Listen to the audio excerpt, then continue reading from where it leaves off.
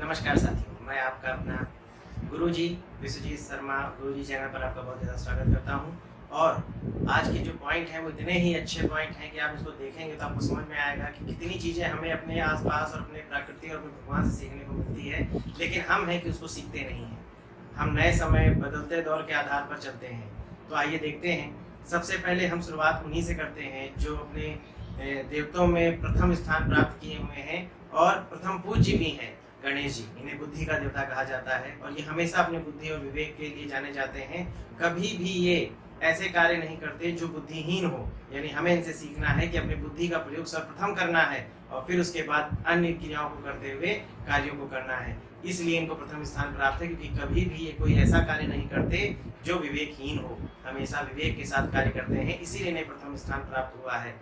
दूसरे सूर्य भगवान।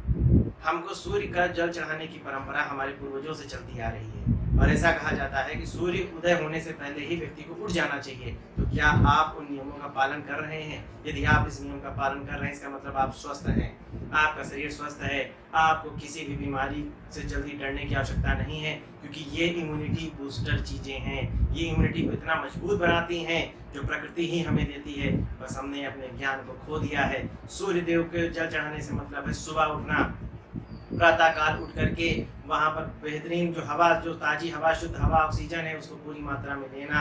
उसके बाद में हमारे ब्रह्मा जी आते हैं जो सृष्टि के रचयिता हैं, और ये कभी भी रचना करने के बाद ये नहीं ध्यान रखते हैं कि इनका नाम आगे हो, ये भी पूजे जाएं, इनके भी मंदिर बने। ये त्याग सिखाते हैं, ये सिखाते हैं कि आप बनाइए, आप करिए, आप मदद करिए, लेकिन कभी भी आप फल की इच्छा मत करिए। ये ब्रह्मा जी से हमें सीखना चाहिए। हमें शंकर भगवान सिखाते हैं कि भोला स्वरूप हमेशा रखो, लेकिन अगर पृथ्वी पर कोई भी उद्दंड जन्म ले तो उसके संहार करने की भी ताकत होनी चाहिए। इतना सीधा सरल स्वरूप कि जब पृथ्वी पर विष आया था तो इन्होंने खुशी खुशी उस विष को पी लिया था, दूसरों को सुखी बनाने के लिए। यानी हमको विष भी पीना पड़ सकता है अपने परिवार को खुश रखने के लिए। इन छोटी छोटी बातों को विशेष ध्यान रखने की आवश्यकता है, जो हमारे भगवान हर पल हर वक्त हमसे बताए हैं। ऐसी ही बातें अभी आगे और भी हैं। जो भगवान शिव हैं, उनका परिवार त्याग से भरा पड़ा है।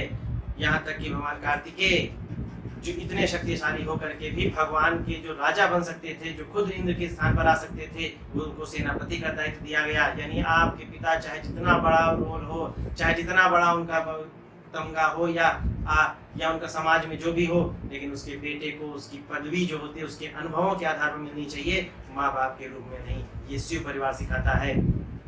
जो हमारे विष्णु नारायण भगवान हैं, ये सृष्टि संचालक हैं, यानी प्रत्येक व्यक्ति के पास उसकी वस्तुएं जानी चाहिए। जो उसकी आवश्यकताएं होती हैं या जो उसकी मांग होती है, उसकी काबिलियत के अनुसार उसको पहुंचाना, ये हमारे नारायण भगवान का काम होता है। नारायण भगवान ने कई कई अवतार लिए हैं। उनमें सर्वप्रथम जो हैं वो गुरु स्वरूप भगवान परशुराम हैं। एक गुरु को इनसे सीखना चाहिए कि किस तरीके से अपने शिष्य को बनाना चाहिए। यानी जो भी शिष्य वो ले, उस शिष्य को इतना काबिल बना दे कि पूरे संसार का कोई भी व्यक्ति उसे हरा नहीं सकता हो। ऐसे उदाहरण इनके भीष्म पितामह, गुरु द्रोणाचार्य और कर्ण हैं, जो अपने आप में सर्वश्रेष्ठ थे। उनको हरा पाना इतना आसान नहीं था। गुरु की पहचान उसके मजबूत शिष्य से होती है और शिष्य की पहचान सदैव गुरु से होती है। तो ये रिश्ता बहुत पवित्र है और इस रिश्ते को हमेशा कायम रखना होगा। ये गुरु परशुराम सिखाते हैं। भगवान राम त्याग से भरे पड़े हैं। अपने वचनों से, अपने कुल को ऊंचा करने से, यानी अपनी विलास भोग वाली वस्तुओं को त्याग कर एक समाज को, एक जनता को खुश रखने की क्रियाओं के द्वारा वो कार्य किए गए हैं। मैं ये नहीं कहता कि मैं जो बात कह रहा हूँ वो सही है, लेकिन ये जो चीजें वो सिखा रहे हैं उन बातों को हमें ध्यान में रखना है।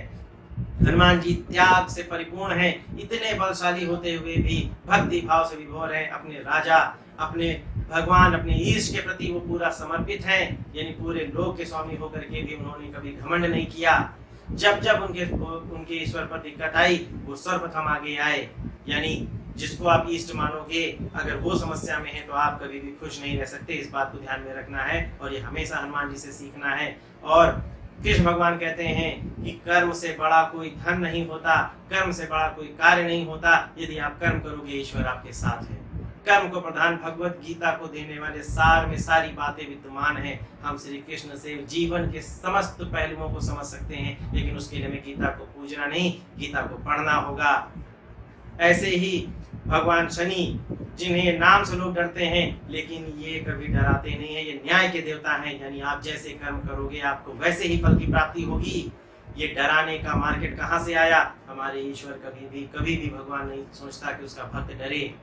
आप सदा ऐसे कार्यों में रहें जहाँ आपकी उन्नति हो, आप लोगों का भला करें, ऐसे हमारे ईश्वर हमें सिखाते हैं। भगवान बुद्ध ठहराव के लिए जाने जाते हैं। चाहे जितना बड़ा व्यक्ति हो, जिसका मानसिक संतुलन ना हो, ये हाथ रख देते थे, वो ठहर जाता था। अंगुली मार उसका उदाहरण है। भगवान बुद्ध एक ऐसी प्रतिमा थे, एक ऐसे प्रभावशाली व्यक्ति थे, किसी की भी व्यक्ति विशेष में अगर कोई ठहराव नहीं था तो इनके आशीर्वाद से वो व्यक्ति ठहर जाता था, उसके मन के सारे प्रश्न समाप्त हो जाते थे। ऐसे ही चंद्रमा से हमें सीखना चाहिए कि हर दिन हर पल खुशी से नहीं भरा होगा। कभी उजाले जैसी खुशियां आएंगी तो कभी अंधेरे जैसा गम भी आएगा, लेकिन समय के साथ साथ वो अंधेरा घटेगा और वो खुशियां आएंगी उजाले की, और उजाला जब आएगा, जो खुशियां आएंगी, तो धीरे धीरे वो गम में भी बदलेगा और समय का ये चक्र निरंतर ऐसे ही चलता रहेगा। शायद जो मैंने बातें आपको बताई हैं ये लिमिटेड हैं, लेकिन वीडियो को छोटे से छोटा रखना होता है ताकि आप तक वो बातें समझाई जा सकें, पहुंचाई जा सकें। अगर आपको मेरी मेहनत अच्छी लग रही है तो मेरे चैनल को सब्सक्राइब, लाइक, शेयर और कमेंट करना बिल्कुल ना भूलें। अपने अपनों तक ये वीडियो पहुंचाते रहें ताकि आप मेरे आने वाले अगले और जो वीडियो होंगे, जो और भी अच्छे होंगे, और भी बातें उसमें बताई जाएंगी, इन चीज़ों के लिए हमेशा ध्यान रखें। बहुत बहुत धन्यवाद, आभार।